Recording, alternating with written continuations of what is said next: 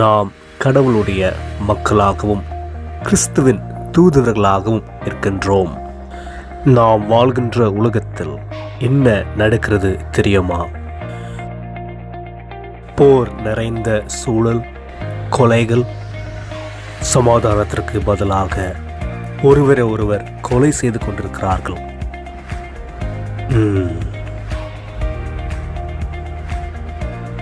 வறுமை நிறைந்த சூழல்.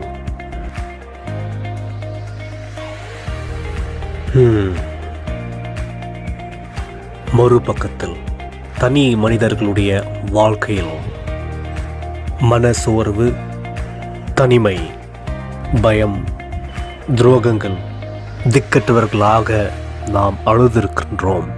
யாரும் நம்மை கண்டுகொள்வதில்லை. ஓ, யாரங்கே?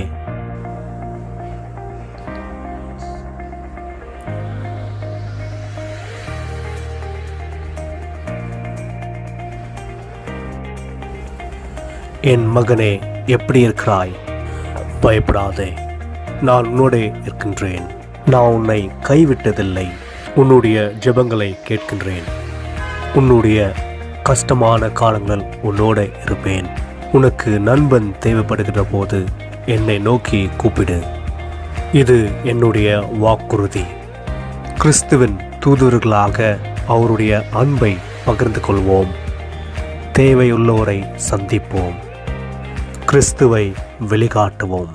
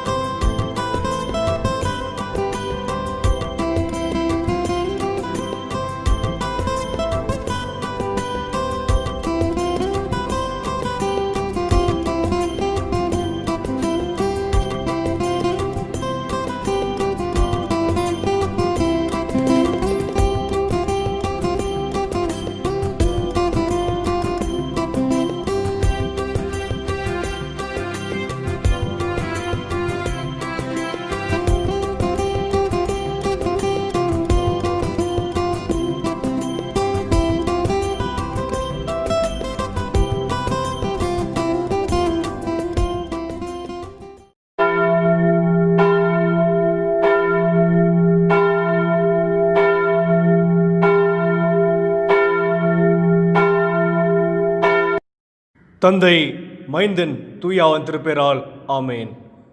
சற்று நேரம் நாம் அமைதியாக அமர்ந்து கடவுளுடைய இருப்பு நிலை உணர்ந்தவர்களாக கடவுளை வழிபடுவதற்கு நம்மை நாமே ஆயத்தப்படுத்துவோம்.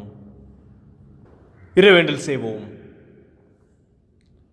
கிருபை நிமித்தமாக உம்முடைய பிள்ளைகளாக எங்களை அழைத்து கிறிஸ்துவின் தூதர்களாக வாழ்வதற்கு எங்களுக்கு வாய்ப்பை கொடுக்கின்ற அன்பின் கடவுளே, இந்த வாரத்தின் முதலாம் நாளுக்காக உமக்கு நாங்கள் நன்றி செலுத்துகின்றோம். கடந்த வாரம் முழுவதுமாக நீர் எங்களை ஆசீர்வதித்தீர், வழிநடத்தினீர். அதற்காக உமக்கு நாங்கள் நன்றி செலுத்துகின்றோம். இந்த நேரத்திலும் நாங்கள் எங்களுடைய குடும்பத்தோடு இணைந்து உம்மை நாங்கள் வழிபடுகின்றோம். உம்மை நாங்கள் ஸ்தோத்திரிக்கின்றோம், துதிக்கின்றோம். எங்களுடைய மன்றாட்டை ஏறெடுக்க நாங்கள் குடும்பமாக ஒன்றிணைந்திருக்கின்ற இந்த நேரத்தில் நீர் எங்கள் மத்தியில் பிரசன்னமாக இருந்து எங்களை ஆசீர்வதிக்க வேண்டும் நாங்கள் மன்றாடுகின்றோம். இந்த வழிபாட்டு முழுவதுமாக உம்மை நாங்கள் முழு இருதயத்தோடும் ஆத்மாவோடும் பலத்தோடும் வழிபட தகுதிப்படுத்தி அருளும். இதை உம்முடைய திருப்பெயரால் நாங்கள் வேண்டிக் கொள்கின்றோம். அன்பு நிறைந்த கடவுளே, ஆமேன். உங்களுடைய இல்லங்களில் அமர்ந்து கடவுளை வழிபட்டு கொண்டிருக்கின்ற உங்கள் யாவரையும் தம்முடைய பிள்ளைகளாகவும் கிறிஸ்துவின் தூதுவராகவும் வாழ்வதற்கு அழைக்கின்ற மூவரு கடவுள் திருப்பெயரால் வாழ்த்துகின்றேன். கடவுளை போற்றுவனமாக நாம் யாவரும் இணைந்து நம்முடைய பாமானியில் 16ஆம் பாமலை ஆ கர்த்தாவே தாழ்மையாக என்ற பாடலை யாவரும் இணைந்து பாடுவோம்.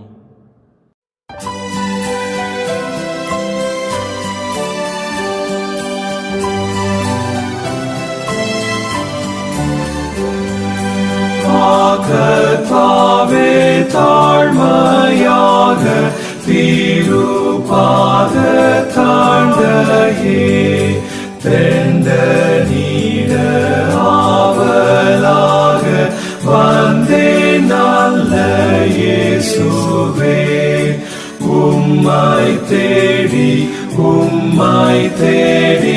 தரிசிக்கவே வந்தே.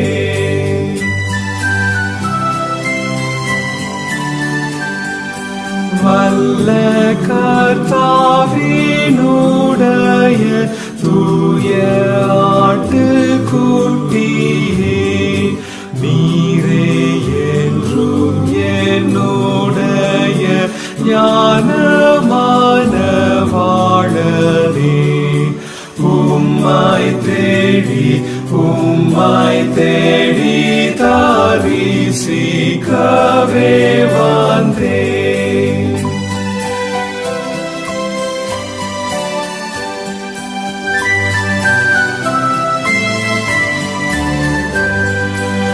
என் பிரார்த்தனையை கேளும் அத்தியந்த பணிவாய் கெஞ்சும் என்னை ஏற்றுக்கொள்ளும் உம்முடைய பிள்ளையாய் உம்மை தேடி தரிசிக்கவே வந்தே. இரண்டாம் ஆராதனை முறையை பின்பற்றுவோம். நாம் கடவுளை தொழுவோம். கடவுள் ஆவியா இருக்கிறார். அவரை தொழுகையில் ஆவியோடும் உண்மையோடும் அவரை தொழுது கொள்ள வேண்டும். நம்முடைய பிதாவாகிய கடவுளாலும் கர்த்தராகிய இயேசு கிறிஸ்துவினாலும் உங்களுக்கு கிருபையும் சமாதானம் உண்டாவதாக. இது கர்த்தர் உண்டு பண்ணின நாள். களி கூர்ந்து மகிழ கடவோம். ஆண்டவரே, எங்கள் உதடுகளை திறந்தருளும். எங்கள் வாய் உம்முடைய புகழை அறிவிக்கும். பிதாவுக்கும் குமாரனுக்கும் பரிசுத்தாவிக்கும் மகிமை உண்டாவதாக. ஆதியிலும் இப்பொழுதும் எப்பொழுதுமான சதா காலங்களிலும் மகிமை உண்டாவதாக. ஆமென். திரியேக கடவுளை போற்றுதல். சேனைகளின் கடவுளாகிய கர்த்தரே, நீர் பரிசுத்தர் பரிசுத்தர் பரிசுத்தர். வானமும் பூமியும் உமது மகிமையால் நிறைந்திருக்கின்ற உன்னதத்திலே ஓசன்னா.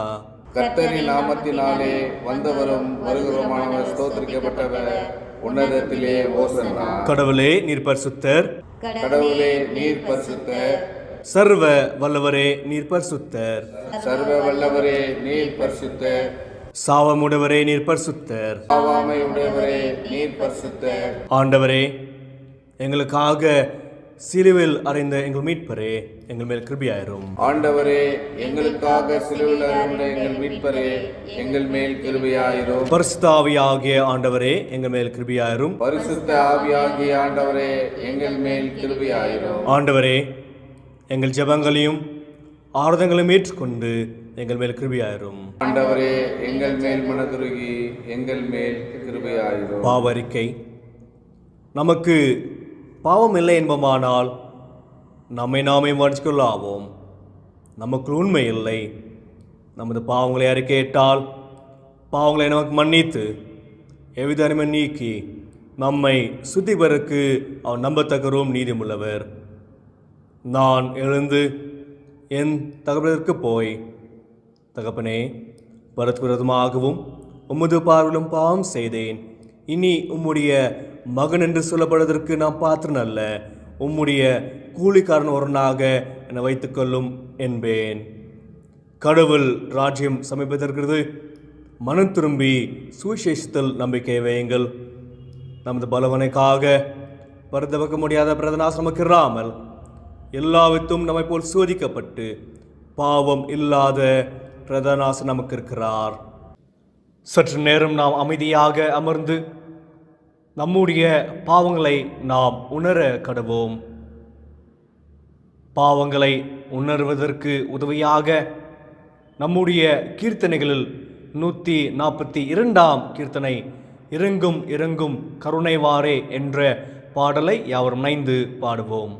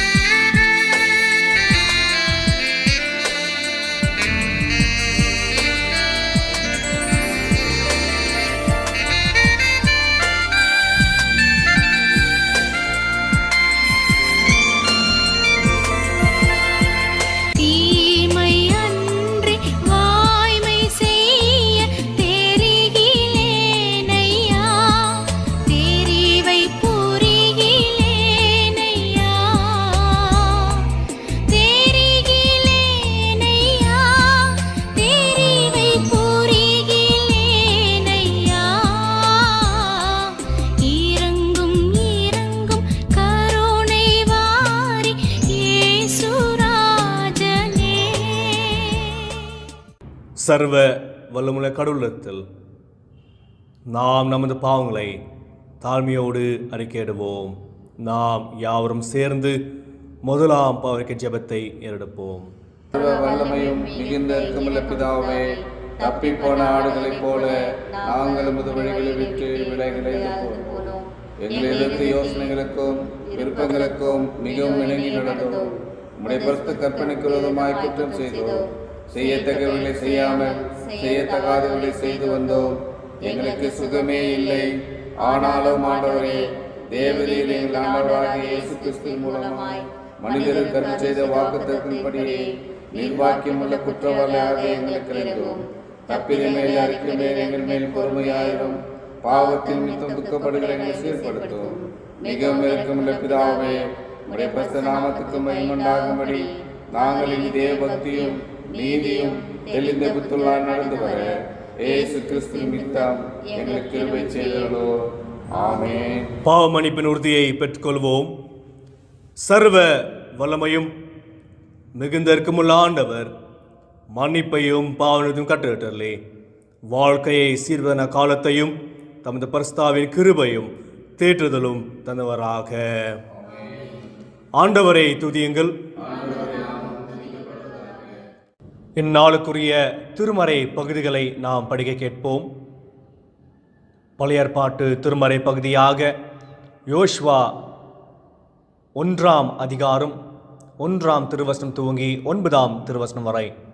Joshua chapter 1 verses beginning from 1 to 9. கர்த்தருடைய தாசனாகிய மோசே மரித்த பின்பு கர்த்தர் மோசேயின் ஊழியக்காரனான நூனின் குமாரன் யோசுவாவை நோக்கி, என் தாசனாகிய மோசே மரித்து போனான். இப்பொழுது நீயும் இந்த ஜனங்கள் எல்லோரும் எழுந்து இந்த யோர்தானை கடந்து இஸ்ரவேல் புத்திரருக்கு நான் கொடுக்கும் தேசத்துக்கு போங்கள். நான் மோசேக்கு சொன்னபடி உங்கள் காலடி மிதிக்கும் எவ்விடத்தையும் உங்களுக்கு கொடுத்தேன். வனாந்திரமும் இந்த லிபனேனும் தொடங்கி ஐப்ராத்து நதியான பெரிய நதி மட்டும் உள்ள ஏத்தியரின் தேசம் அனைத்தும் சூரியன் அஸ்தமிக்கிற திசையான பெரிய சமுத்திரம் வரைக்கும் உங்கள் எல்லையாயிருக்கும். நீ உயிரோடு இருக்கும் நாளெல்லாம் ஒருவனும் உனக்கு முன்பாக எதிர்த்து நிற்பதில்லை. நான் மோசையோடே இருந்தது போல உன்னோடும் இருப்பேன். நான் உன்னை விட்டு விலகுவதும் இல்லை, உன்னை கைவிடுவதும் இல்லை. பலம் கொண்டு திடமனதாயிரு. இந்த ஜனத்தின் பிதாக்களுக்கு நான் கொடுப்பேன் என்று ஆணையிட்ட தேசத்தை நீ இவர்களுக்கு பங்கிடுவாய்.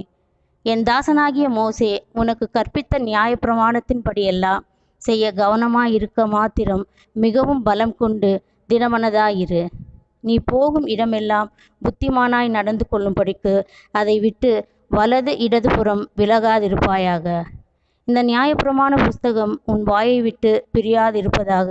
இதில் எழுதியிருக்கிறவைகளின்படியெல்லாம் நீ செய்ய கவனமாயிருக்கும்படி இரவும் பகலும் அதை தியானித்து கொண்டிருப்பாயாக. அப்பொழுது நீ வழியை வாய்க்க பண்ணுவாய், அப்பொழுது புத்திமானாயும் நடந்து கொள்ளுவாய். நான் உனக்கு கட்டளையிடவில்லையா? பலம் கொண்டு திடமனதாயிரு, திகையாதே, கலங்காதே. நீ போகும் இடமெல்லாம் உன் தேவனாகிய கர்த்தர் உன்னோடே இருக்கிறார் என்றார் என்பவளே. நிருப பாடமாக 2 கொரிந்தியர் 5ஆம் அதிகாரம் 16ஆம் வசனம் துவங்கி 6ஆம் அதிகாரம் 10ஆம் வசனம் வரை படிக்க கேட்போம். Epistle reading according to 2 Corinthians chapter 5 verses beginning from 16 to chapter 6 verse 10. ஆகையால் இது முதற்கொண்டு நாங்கள் ஒருவனையும் மாம்சத்தின்படி அறியோம். நாங்கள் கிறிஸ்துவையும் மாம்சத்தின்படி அறிந்திருந்தாலும் இனி ஒருபோதும் அவரை மாம்சத்தின்படி அறியோம். இப்படி இருக்க ஒருவன் கிறிஸ்துவுக்குள் இருந்தால் புது சிருஷ்டியாயிருக்கிறான். பழையவைகள் ஒழிந்து போயின, எல்லாம் புதிதாயின. இவையெல்லாம் தேவனாலே உண்டாயிருக்கிறது. அவர் இயேசு கிறிஸ்துவை கொண்டு நம்மை தம்மோடே ஒப்புரவாக்கி ஒப்புரவாகுதலின் ஊழியத்தை எங்களுக்கு ஒப்பு கொடுத்தார். அது என்னவெனில், தேவன் உலகத்தாருடைய பாவங்களை எண்ணாமல் கிறிஸ்துவுக்குள் அவர்களை தமக்கு ஒப்புரவாக்கி ஒப்புரவாகுதலின் உபதேசத்தை எங்களிடத்தில் ஒப்புவித்தார். ஆனபடியினாலே தேவனானவர் எங்களை கொண்டு புத்தி சொல்லுகிறது போல நாங்கள் கிறிஸ்துவுக்காக ஸ்தானாபதிகளாயிருந்து தேவனோடே ஒப்புரவாகுங்கள் என்று கிறிஸ்துவின் நிமித்தம் உங்களை வேண்டிக் கொள்ளுகிறோம். நாம் அவருக்குள் தேவனுடைய நீதியாகும்படிக்கு பாவமறியாத அவரை நமக்காக பாவமாக்கினார். தேவனுடைய கிருபையை நீங்கள் விருதாவாய் பெறாதபடிக்கு உடன் வேலையாட்களாகிய நாங்கள் உங்களுக்கு புத்தி சொல்லுகிறோம்.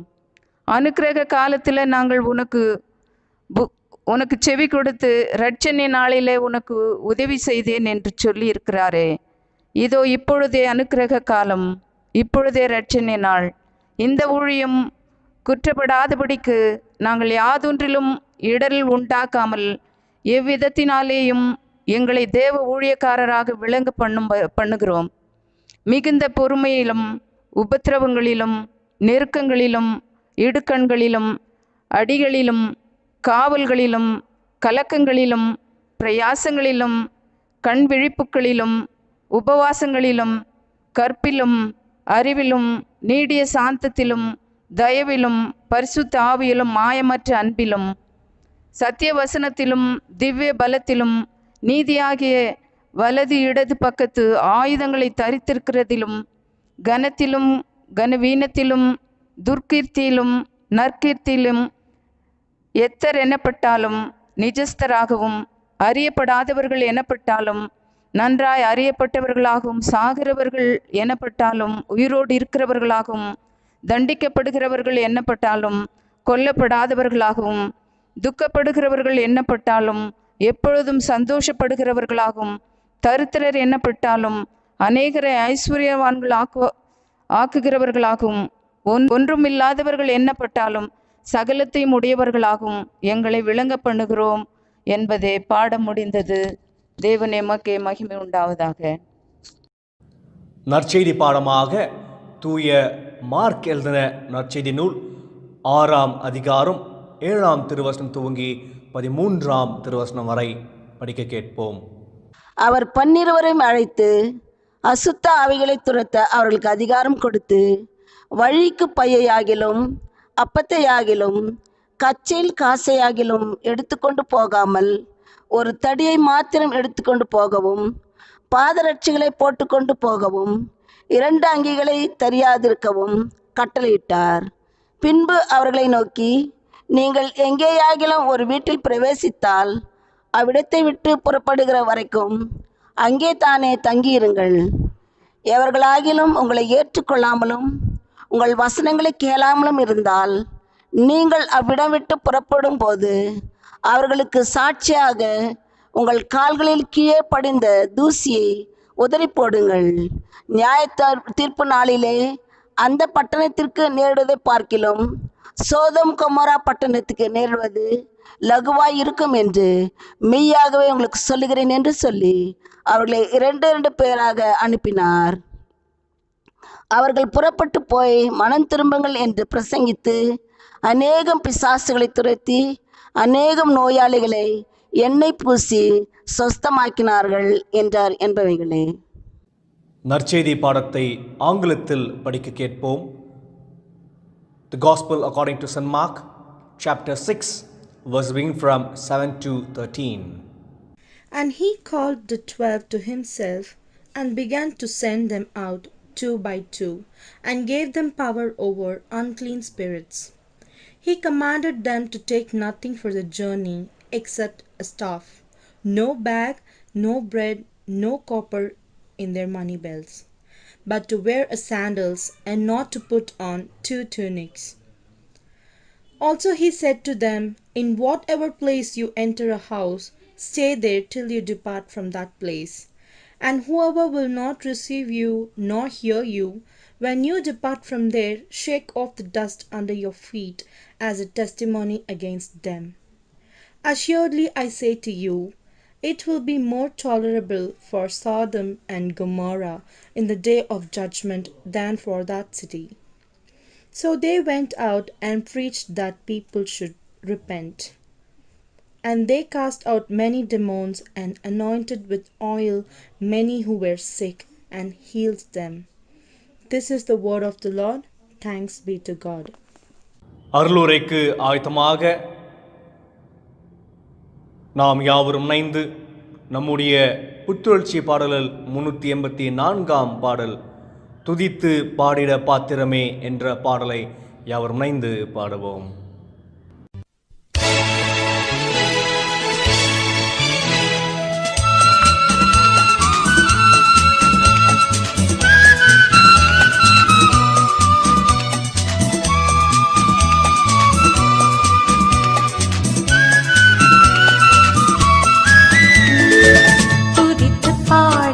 பாத்திரமே துங்கவன் இயேசுவின் நாமமதே, துதித்து பாடிட பாத்திரமே துங்கவன் இயேசுவின் நாமமதே, துதிகளின் மத்தியில் வாசம் செய்யும் தூயனை நேயமாய் ஸ்தோத்தரிப்போமே. அற்புதமே அவர் நடத்துதலே, ஆனந்தமே பரமானந்தமே, நன்றியாய் உள்ளமே மிக பொங்கிடுதே, நாம் அல்ல துதி சாற்றிடுவோம்.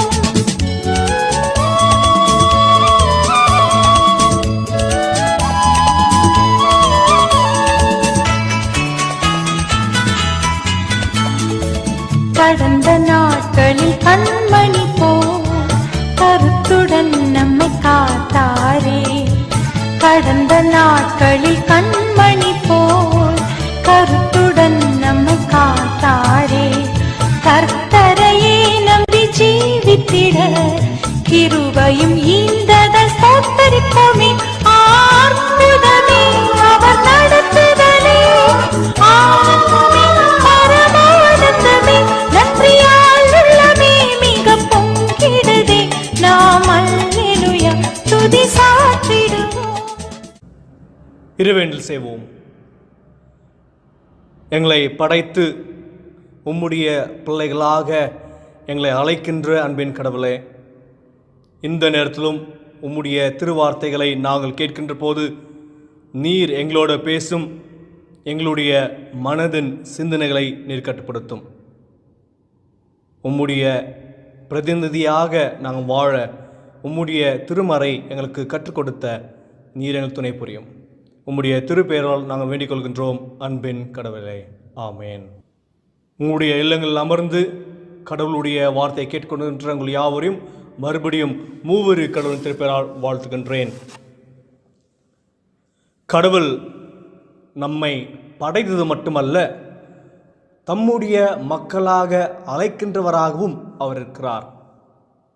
திருமறையில் பார்க்கின்ற போது மக்கள் என்ற வார்த்தை இஸ்ரவேல் மக்களுக்கு குறிப்பிட்டு சொல்கின்ற வார்த்தையாக இருக்கிறது. பீப்புள் ஆஃப் காட் அல்லது பீப்புள் ஆஃப் யாவே என்று இவர்கள் அழைக்கப்படுகிறார்கள். 1 சாமுவேல் 2ஆம் அதிகாரம் 24ஆம் திருவசனத்திலே நாம் இதை பார்க்கின்றோம். கடவுளுடைய மக்கள் என்று சொல்கின்ற போது அவர்கள் தெரிந்து கொள்ளப்பட்ட மக்களாக இருக்கிறார்கள். ஆபிரகாம், ஈசாக்கு, யாக்கோபு இவர்கள் வழியாக இஸ்ரவேல் மக்கள் தன்னுடைய வாழ்க்கையை கடவுளை சார்ந்து வாழ்கின்ற போது கடவுள் அவர்களை தெரிந்து கொண்டு அவர்களை வழிநடத்துகிறதை பார்க்கின்றோம். மக்கள் கடவுளுடைய மக்கள் என்று சொல்கின்ற போது அது கடவுளுக்கும் மனிதருக்கும் கடவுளுக்கும் இஸ்ரவேல் மக்களுக்கும் இருக்கின்ற உறவையும் குறிப்பிட்டு அது சொல்கிறதாக இருக்கிறது. புதிய ஏற்பாட்டு நூலில் சில நேரங்களில் மக்கள் கடவுளுடைய மக்கள் என்று சொல்கின்ற போது இஸ்ரவேலுக்கு அது குறிப்பிட்டு சொல்கின்ற வார்த்தையாக அது வருகிறது. ஹீப்ரூஸ் சாப்டர் 11:25, எபிரேயர் 11ஆம் அதிகாரம் 25ஆம் திருவசனத்திலும், அதே போல மத்தேயு 1ஆம் அதிகாரம் 21வது திருவசனத்திலும் மக்கள் என்று அங்கே வருகிறதை பார்க்கின்றோம். புதிய ஏற்பாட்டு நூலில் கிறிஸ்துவை பின்பற்றுகின்றவர்கள் கடவுளுடைய மக்கள் என்று அழைக்கப்படுகிறார்கள். குறிப்பாக பவுல் அடியார் கிறிஸ்தவர்களை குறித்து எழுதுகின்ற போது நாம் கிறிஸ்துவுடைய பிரதிநிதியாக இருக்கின்றோம் என்று அவர் அங்கே கூறுகிறார். அம்பாசிடர்ஸ் ஆஃப் கிரைஸ்ட் என்று. இயேசு கிறிஸ்து உலகத்தில் வந்த நோக்கத்தை அவர் நிறைவேற்றினார். அதே போல் அதையும் நம்முடைய வாழ்க்கை நிறைவேற்றும் என்று பவுல் அடியார் we are ambassadors of Christ, கிறிஸ்துவுடைய பிரதிநிதிகள் என்று அவர் அங்கே விவரிக்கிறதை பார்க்கின்றோம். இந்த ஒரு அடிப்படையில் தான் நாம் இன்றைக்கு சிந்திக்கின்ற தலைப்பாக இருக்கிறது. People of God, ambassadors of Christ. கடவுளுடைய மக்கள், கிறிஸ்துவுடைய பிரதிநிதி என்ற தலைப்பின் கீழாக நாம் சிந்திக்க போக இருக்கின்றோம்.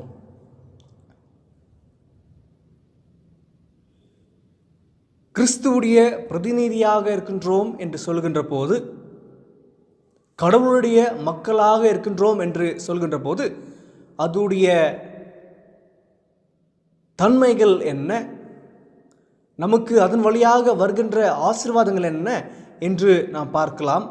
அதே போல கிறிஸ்துவுடைய பிரதிநிதிகளாக நாம் என்ன செய்ய வேண்டும் என்றும் அங்கே வருகிறதை பார்க்கின்றோம். பிரதிநிதி என்று சொல்கின்ற போது தூதுவர் என்றும் நாம் அதை புரிந்து கொள்ளலாம். தூதுவர் என்ற வார்த்தையும் அதற்கு பயன்படலாம். What is our responsibility as ambassador of Christ and what are the privileges of being the people of God? படிக்கேட்ட 3 திருமறை பகுதியில் என்றும் நாம் இதை தியானிப்போம். பழைய ஏற்பாட்டு நூலிலிருந்து யோசுவா 1ஆம் அதிகாரம் 1ஆம் வசனம் துவங்கி 9ஆம் திருவசனம் வரை நமக்கு கொடுக்கப்பட்டிருக்கிறது. இந்த பகுதியில் மோசே உடைய வாழ்க்கை நிறைவேறுகிறது. மோசேயுடைய தலைமுறை, மோசேயுடைய தலைவத்துவம் அங்கே நிறைவேறி அதற்கு அதற்கு பிறகு யோசுவா தலைவராக உருவாக்கப்படுகின்ற ஒரு நிகழ்வு அங்கே வருகிறதை பார்க்கின்றோம். அந்த நிகழ்விலே கடவுள் யோசுவாவுக்கு கொடுக்கின்ற ஆசீர்வாதத்தை இங்கே விவரிக்கிறதை பார்க்கின்றோம். யோசுவாவை கடவுள் எவ்வாறு வழிநடத்தப் போகிறார் என்று இங்கே வருகிறதை பார்க்கின்றோம்.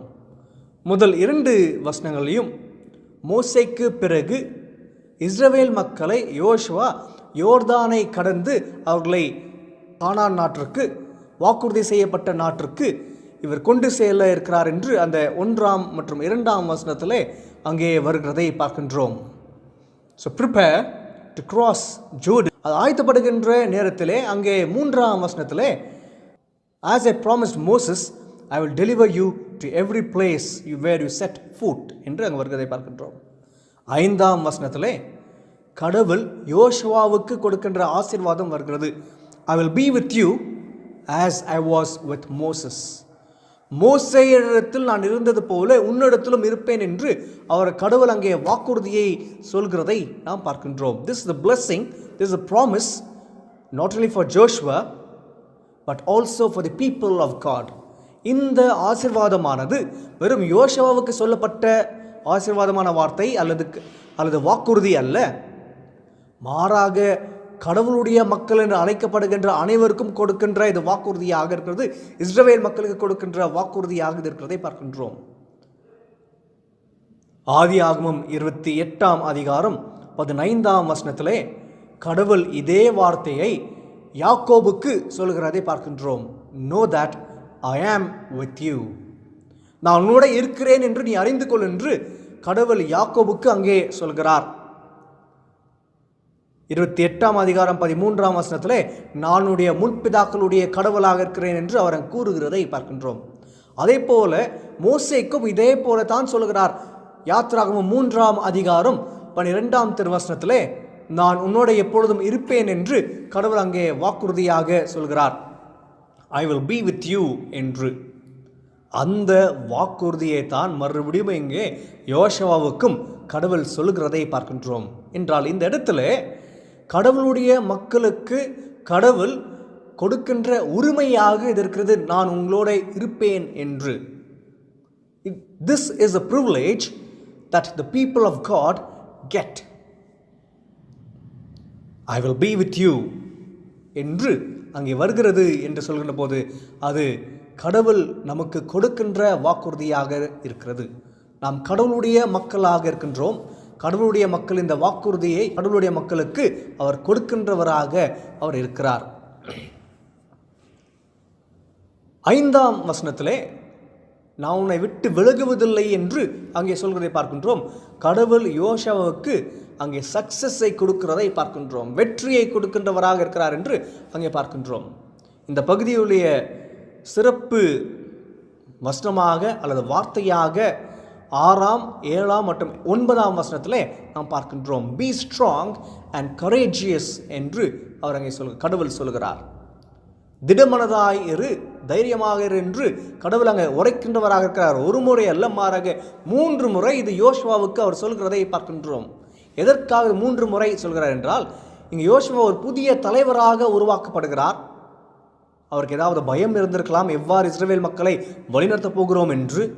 அதே போல இங்கே இதுவரை மோசே இஸ்ரவேல் மக்களை வனாந்தரத்திலும் அங்கே இஸ்ரவேல் அந்த பாதையிலும் அவர் கடந்து வருகிறார். இதுவரை இஸ்ரவேல் மக்கள் போரை சந்தித்ததில்லாமல் அவர் இருக்கிறார்கள். ஆனால் இது மேலே அவர் நாட்டுக்குள்ளாக கானானுக்கு பிரவேசிக்கின்ற போது அங்கே போர் உருவாக்கின்ற சூழலில் தான், போர் போட்டு தான் அவர் என்ன செய்ய வேண்டும், நாட்டுக்குள்ளாக பிரவேசிக்க வேண்டும். அந்த ஒரு பயம் இங்கே யோசுவாவுக்கு இருக்க வேண்டும். அது நிமித்தமாகத்தான் இங்கே கடவுள் சொல்கின்ற போது, நான் உனக்கு வெற்றியை கொடுக்கிறேன், I will give you success wherever your foot goes என்று அவர் அங்கே சொல்கிறதை நாம் பார்க்கின்றோம். அந்த ஒரு அடிப்படையில் தான் இங்கே 3 முறை யோசுவாவுக்கு கடவுள் சொல்கிறார், திடமனதாயிரு என்று அவர் அங்கே சொல்கிறதை பார்க்கின்றோம். அந்த நாட்டையும் அந்த இடத்தையும் அந்த நிலத்தையும் உங்களுக்கு கொடுப்பேன் என்று, வெற்றியும் கொடுப்பேன் என்று அங்கே அவர் சொல்கிறதை பார்க்கின்றோம். இதற்கு அனைத்துக்கும் செய்ய வேண்டிய காரியம் என்னவென்றால், யூ கீப் த லா. இது அனைத்தையும் நான் உனக்கு செய்வேன், ஆனால் என்னுடைய கட்டளைகளை, மோசேக்கு கொடுத்த கட்டளைகளை நீ கடைப்பிடிக்க வேண்டும் என்று அவர் அங்கே சொல்கிறதை பார்க்கின்றோம். மறுபடியும் 9ஆம் திருவசனத்திலும் do not fear, God is with you என்று அவர் அங்கே சொல்கிறதை பார்க்கின்றோம். இன்றைக்கு நம்முடைய வாழ்க்கையில் நாம் பல சோதனைகளையும் பல கஷ்டங்களையும் துன்பங்களையும் நாம் அனுபவிக்கின்ற போது கடவுள் வாக்குறுதியாக கொடுக்கின்ற வார்த்தை என்னவென்று பார்க்கின்ற போது, நான் உங்களோடு இருக்கிறேன் என்று. கிறிஸ்துவுடைய பிறப்பிலே பார்க்கின்ற போது, இயேசுடைய பிறப்பிலே பார்க்கின்ற போது, இம்மானுவேலாக நான் உங்கள் மத்தியில் இருப்பேன் என்று சொல்கின்ற வாக்குறுதி இன்றைக்கும் நம்முடைய வாழ்க்கையில் அது நிறைவேறுகிறதை பார்க்கின்றோம்.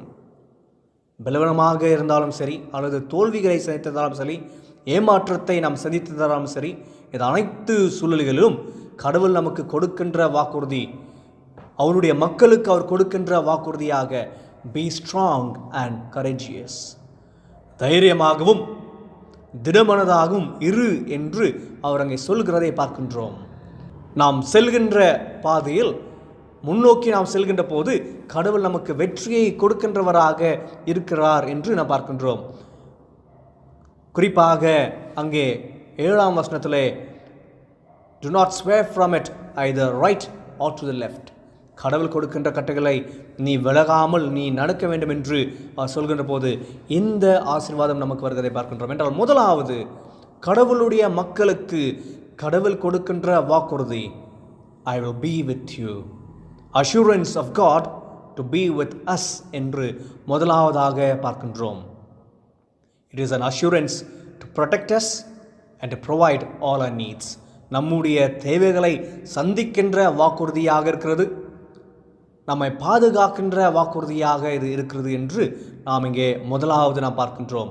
இதற்கு நாம் செய்ய வேண்டிய காரியம், கடவுளை சார்ந்தவர்களாக, கடவுளை நம்பி ஜீவிக்கின்றவர்களாக, கடவுளுடைய வார்த்தையை நம்முடைய வாழ்க்கையில் கடைப்பிடிக்கின்றவராக இருக்க வேண்டும் என்று யோசுவா வழியாக கடவுள் நமக்கு சொல்கின்றவராக இருக்கிறார். இரண்டாவதாக நமக்கு கொடுக்கப்பட்டிருக்கின்ற நிருப பாடம் 2 கொரிந்தியர் 5ஆம் அதிகாரம் 16ஆம் திருவசனம் துவங்கி 6ஆம் அதிகாரம் 10ஆம் வசனம் வரை நமக்கு கொடுக்கப்பட்டிருக்கிறது. இதிலே பவுலடியார் நாம் கிறிஸ்துவுடைய தூதுவர்களாக இருக்கிறோம் என்று அவர் அங்கே சொல்கிறதை பார்க்கின்றோம். We are ambassadors of Christ என்று அவர் அங்கே சொல்கிறார். குறிப்பாக இந்த பகுதியில் ஒப்புரவாகுதலின் திருப்பணியை இங்கே பவுலடியார் விவரித்து அங்கே சொல்கிறதை பார்க்கின்றோம். அதை அழுத்தமாக அவர் அங்கே சொல்கிறதை பார்க்கின்றோம். In verse 20, Paul says we are ambassadors of Christ, and Paul writes about the ministry of reconciliation. 17ஆம் திருவசனத்திலே கிறிஸ்துவின் வழியாக நாம் ஒப்புரவாகப்பட்டு நாம் புதிய படைப்பாக இருக்கின்றோம் என்று அவர் அங்கே சொல்கிறதை பார்க்கின்றோம். We are a new creation through reconciliation என்று அவர் அங்கே சொல்கிறார். 19ஆம் திருவசனத்திலே கடவுள் இந்த ஒப்புரவாகுதலுக்கு அவர் முதல் படியை எடுக்கிறார் என்று சொல்கிறோம். மனுக்குளம் வீழ்ச்சி அடைந்திருக்கின்ற நேரத்தில், படைப்பு வீழ்ச்சி அடைந்திருக்கின்ற நேரத்தில் மீட்பதற்காக தன்னுடைய மகனை இயேசு கிறிஸ்துவை உலகத்தில் அனுப்பினார் என்று சொல்கின்ற போது it was a first step என்று பார்க்கின்றோம். ஒப்புரவாகுதலுக்கு முதல் படியை கடவுள் எடுக்கிறார் என்று பார்க்கின்றோம். அது தொடர்ந்து நாம் செயல்பட வேண்டும் என்று தான் இங்கே பவுலடியார் இங்கே விவரிக்கிறதை பார்க்கின்றோம்.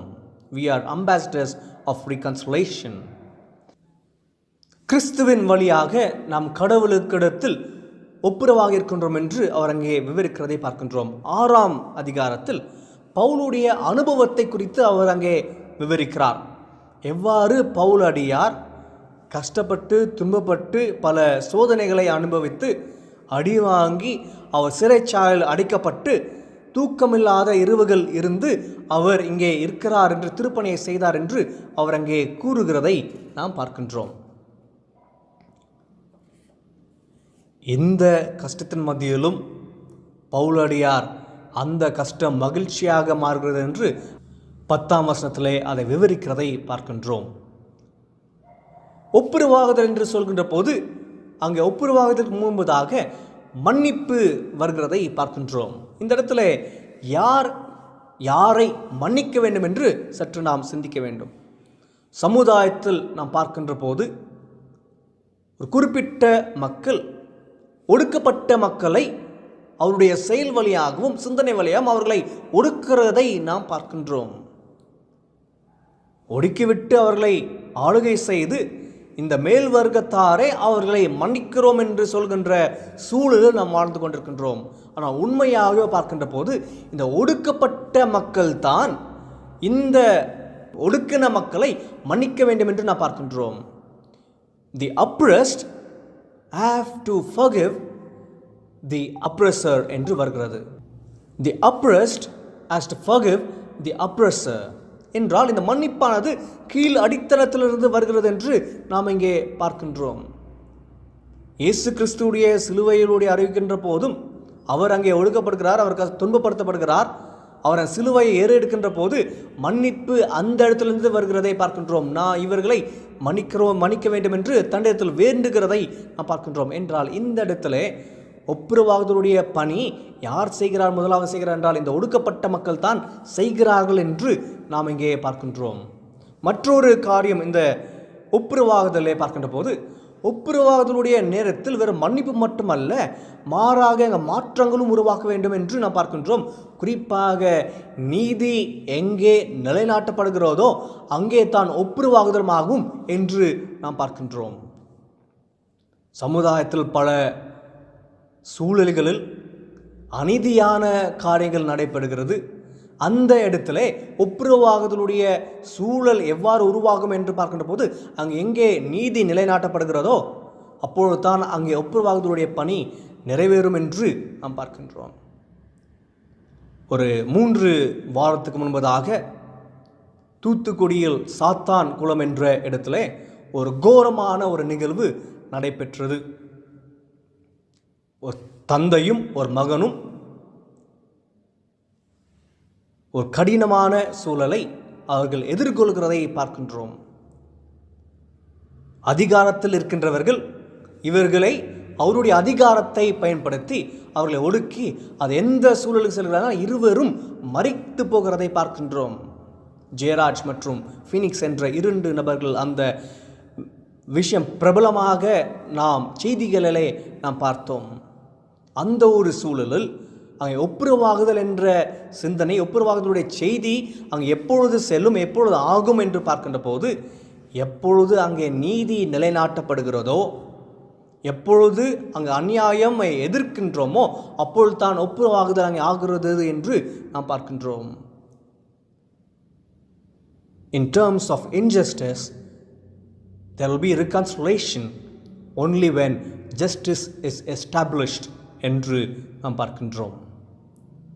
ஜேம்ஸ் அகஸ்டஸ் சென்ட் ஜான் என்பவர் இவ்வாறே எழுதுகிறார்: We are the hands, feet and mouthpiece of Christ. We are his ambassadors on earth, called to stop injustice and restore the people.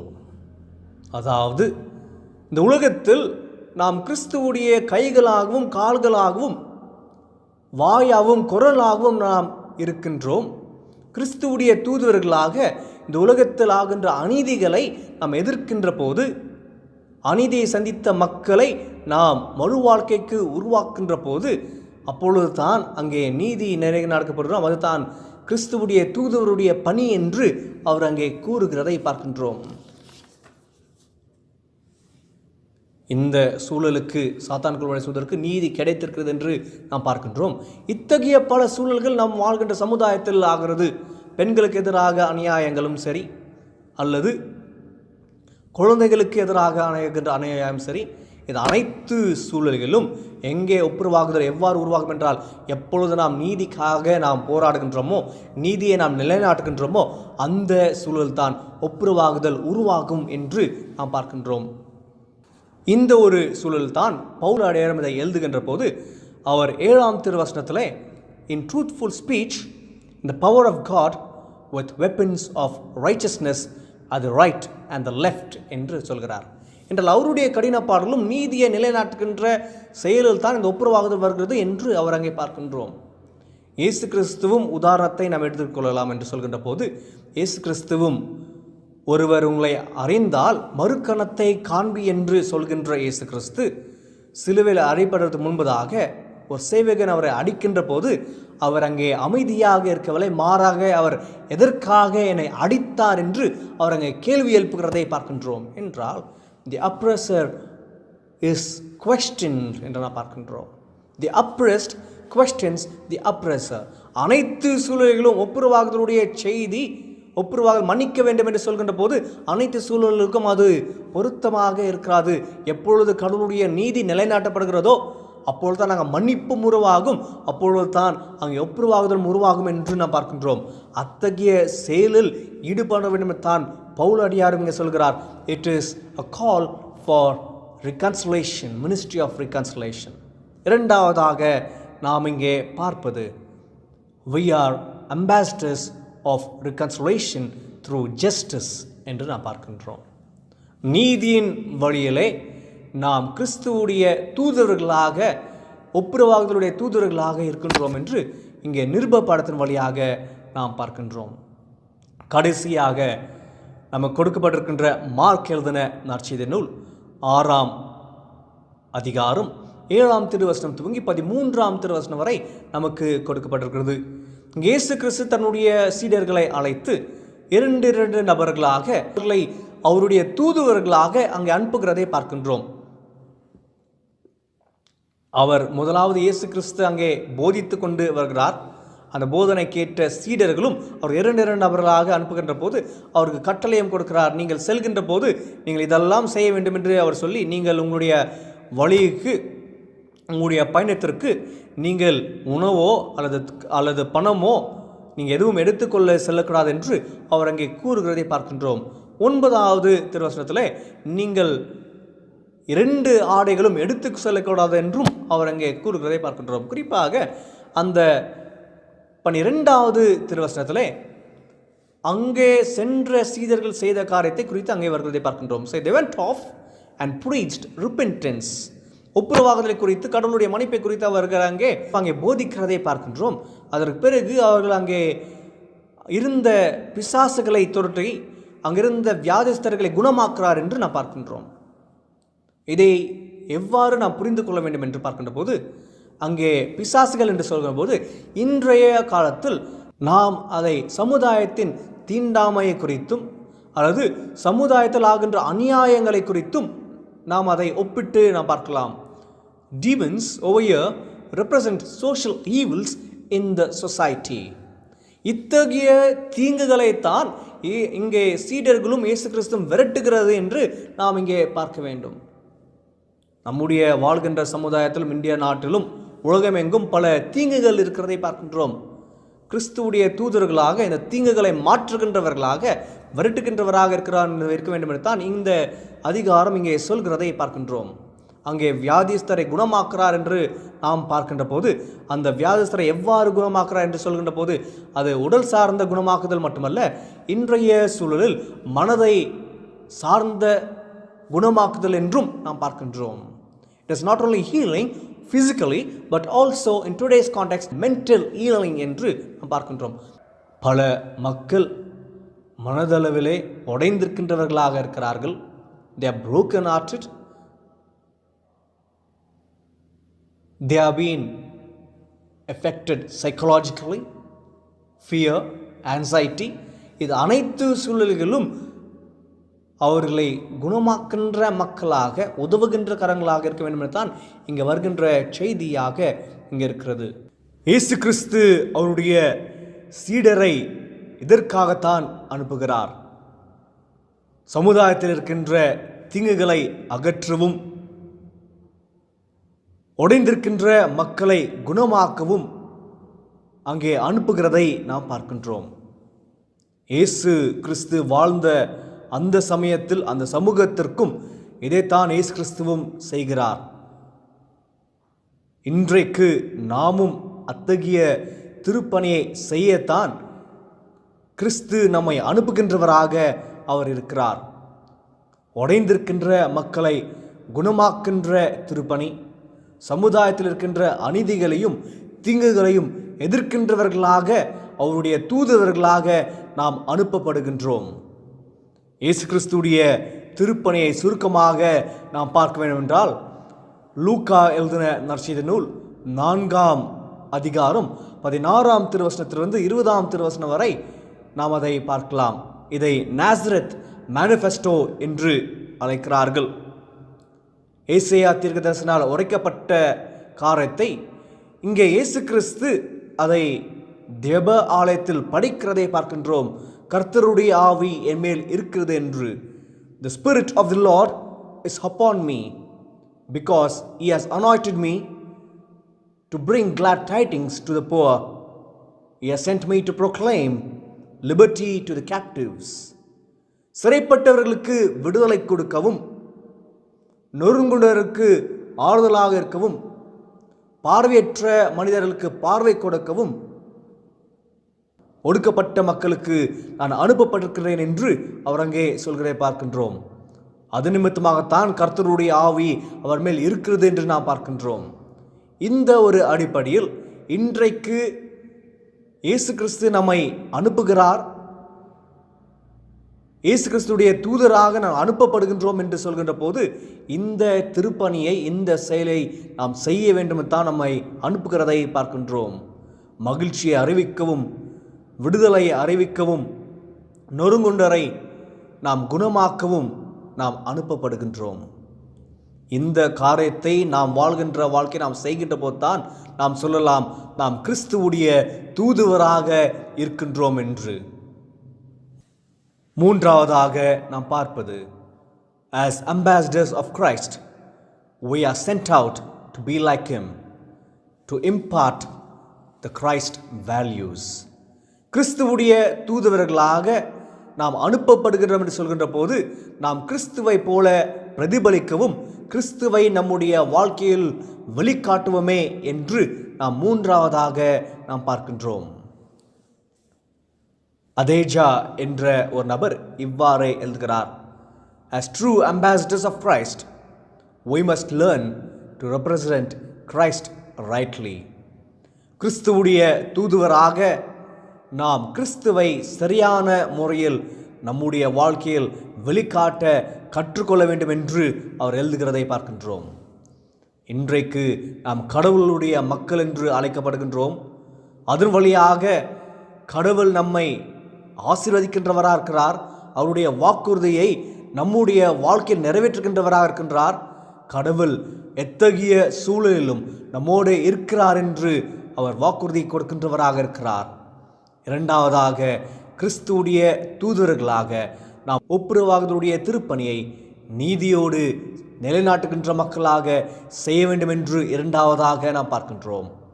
As ambassadors of Christ, we are called to reconcile with justice. மூன்றாவதாக, as ambassadors, we are sent out to be Christ-like and to impart Christ values. கிறிஸ்துவுடைய தூதர்களாக நாம் அனுப்பப்படுகின்றோம். கிறிஸ்துவுடைய தகவுகளை நாம் நிலைநாட்ட நாம் முயல்வோம். இத்தகைய திருப்பணியில் நாம் ஈடுபட, இத்தகைய செயலில் நாம் வாழ, கிறிஸ்துவுடைய தூதராகவும் கடவுளுடைய மக்களாகவும் வாழ கடவுள் நமக்கு துணை பெறுவராக. ஆமேன். கண்களை மூடி நாம் இறைவேண்டல் செய்வோம். அன்பு நிறைந்த கடவுளே, இந்த நேரத்திலும் நீர் எங்களை உம்முடைய பிள்ளைகளாக ஏற்றுக்கொண்டிருக்கின்றீர். நாங்கள் உம்முடைய பிள்ளைகளாக இருக்கின்றோம் என்று உம்முடைய வாக்குறுதியை நான் உங்களோடு இருக்கின்றேன் என்று நிறைவேற்றுகின்ற கடவுளாக இருக்கின்றீர். அதற்காக உமக்கு நாங்கள் நன்றி செலுத்துகின்றோம். அதே போல கிறிஸ்துவுடைய தூதர்களாக நாங்கள் வாழ நாங்கள் அழைக்கப்பட்டிருக்கின்றோம். அந்த செயலில் நாங்கள் ஈடுபடுகின்ற போது நீதியின் வழியாக நாங்கள் ஒப்புரவாகுதலை செய்ய நீர் எங்களை தூண்ட வேண்டும் நாங்கள் மன்றாடுகின்றோம். சமுதாயத்தில் ஆகின்ற அநீதிகளை எதிர்க்கின்ற மக்களாக நாங்கள் ஜீவிக்க நீர் எங்களுக்கு துணை புரியும். அதே போல நாங்கள் கிறிஸ்துவை பிரதிபலிக்கின்ற போது நாங்கள் உண்மையாகவே அவருடைய சாயலை அடைந்தவர்களாக, அவருடைய தன்மைகளை நாங்கள் வெளிவ காட்டுகின்ற மக்களாக ஜீவிக்க நீர் எங்களுக்கு துணை புரியும். இந்த செய்தியை நாங்கள் கேட்கிறது மட்டுமல்லாமல் எங்களுடைய வாழ்க்கை நாங்கள் அதை கடைபிடிக்க நீர் எங்களுக்கு துணை புரியும். குறிப்பாக நேரத்தில் கர்த்தாவே, கொரோனா நிமித்தமாக உலகம் எங்கும் முழங்கி இருக்கின்ற சூழலிலே உம்முடைய ஆறுதலையும் உம்முடைய சமாதானத்தையும் நீர் எங்களுக்கு தர வேண்டும் என்றாடுகின்றோம். கொரோனாவில் பாதிக்கப்பட்ட மக்களுக்கு உம்முடைய உறுதுணையாக உம்முடைய வாக்குறுதியை அவர்களுக்கு கொடுக்க வேண்டும் நாம் கொண்டாடுகின்றோம். இதற்காக இரவும் பகலும் உழைக்கின்ற மருத்துவர்களுக்காக, செவிலியர்களுக்காக, ஹெல்த் ஒர்க்கர்ஸ் அவர்களுக்காக நாங்கள் மன்றாடுகின்றோம். அவர்களுக்கும் தேவையான பாதுகாப்பையும் பலத்தையும் நீர் தர வேண்டும் கொண்டாடுகின்றோம். நாங்கள் வாழ்கின்ற சமுதாயத்தில் பலவித தீங்குகளை நாங்கள் பார்க்கின்றோம். பார்த்து நாங்கள் பார்க்காமல் செல்கின்றவராக இல்லாமல் அதற்கு குரல் கொடுக்கின்றவர்களாகவும், அந்த சமுதாய தீங்குகளை நாங்கள் செய்யாதபடிக்கு மாற்றத்தை உருவாக்கின்ற கருவிகளாக நாங்கள் ஜீவிக்க நீர் எங்களுக்கு துணை புரியும். எம்மக்கள் என்று அழைக்கின்ற அந்த ஆசீர்வாதத்தை நாங்கள் பிறருக்கும் பகிர்கின்ற மக்களாக ஜீவிக்க நீர் எங்கள் கிருபை பாட்டும் கொண்டாடுகின்றோம். எங்களுடைய திருச்சபைக்காக, திருச்சபையுடைய ஒவ்வொரு குடும்பங்களுக்காக, அவருடைய தேவைகளுக்காக நாம் மன்றாடுகின்றோம். இந்த நேரத்திலும் அவர்கள் மன்றாடுகின்ற போது அவருடைய மன்றாட்டுக்கு நீர் செவி கொடுத்து நீர் அவர்களை ஆசீர்வதிக்க மன்றாடுகின்றோம். உம்முடைய மக்களாக நாங்கள் தொடர்ந்து ஜீவிக்க, உம்முடைய தூதருடைய பணியை நாங்கள் செய்ய நீர் எங்களுக்கு துணை புரியும். உம்முடைய பலத்த கருத்துக்குள்ளாக எங்களையும் வருகின்ற நாட்களையும் நாங்கள் ஒப்புக் கொடுக்கின்றோம். திருச்சபை மறுபடியும் திறக்கப்பட்டு நாங்கள் நீர் எங்களுடைய வாழ்க்கையில் கொடுத்த வாக்குறுதியை நினைத்து பார்த்து அதை நிறைவேற்றி நீர் என்ற மகிழ்ச்சியோடு தொடர்ந்து நாங்கள் உம்மை வழிபட அந்த நாட்களை நாங்கள் காண நீர் கிருபை பாராட்டும். உம்முடைய பலத்த கருத்துக்களாக எங்களையும் எங்களுடைய மன்றாட்டுகளையும் எங்களுடைய அனைத்து செயல்களையும் ஒப்புக் கொடுக்கின்றோம். இது அனைத்தும் நாங்கள் இறைமைந்த இயேசு கிறிஸ்துவின் திருப்பேரில் வேண்டிக் கொள்கின்றோம். அன்பு நிறைந்த கடவுளே, ஆமேன். நாம் யாவரும் சேர்ந்து செல்வோம். என் ஆத்மாவே கர்த்தரை ஸ்தோத்திரை, என் முழு உள்ளமே அவருடைய பரிசுத்த நாமத்தை ஸ்தோத்திரை. என் ஆத்மாவே கர்த்தரை ஸ்தோத்திரை, அவர் செய்த சகல உபகாரம் மறவாதே. ஆமேன்.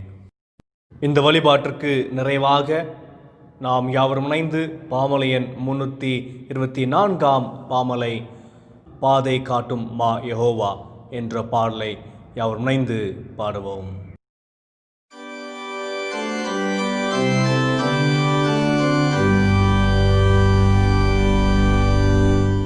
Oh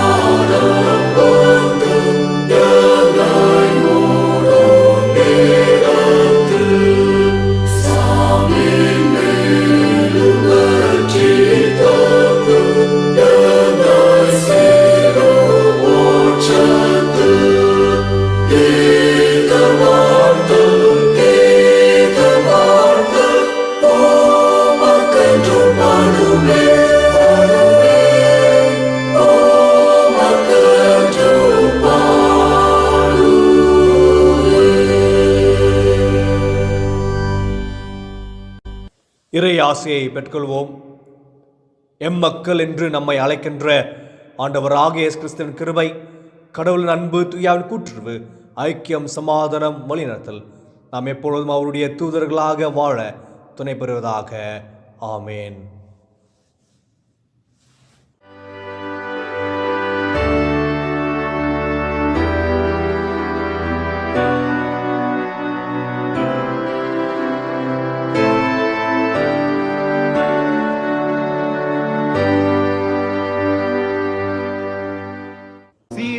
சுநாதனுக்கு ஜெயமங்களம், ஆதி திரியேகநாதனுக்கு சுபமங்களம். சிரே சுநாதனுக்கு ஜெயமங்களம், ஆதி திரியேகநாதனுக்கு சுபமங்களம். பாரேருநீதனுக்கு பரம பொற்பாதனுக்கு, பாரேருநீதனுக்கு பரம பொற்பாதனுக்கு, நேரேறு போதனுக்கு, நித்திய சங்கீதனுக்கு. சீரே சுநாதனுக்கு ஜெயமங்களம், ஆதி திரியேகநாதனுக்கு சுபமங்களம். சீரே சுநாதனுக்கு ஜெயமங்களம், ஆதி திரியேகநாதனுக்கு சுபமங்களம்.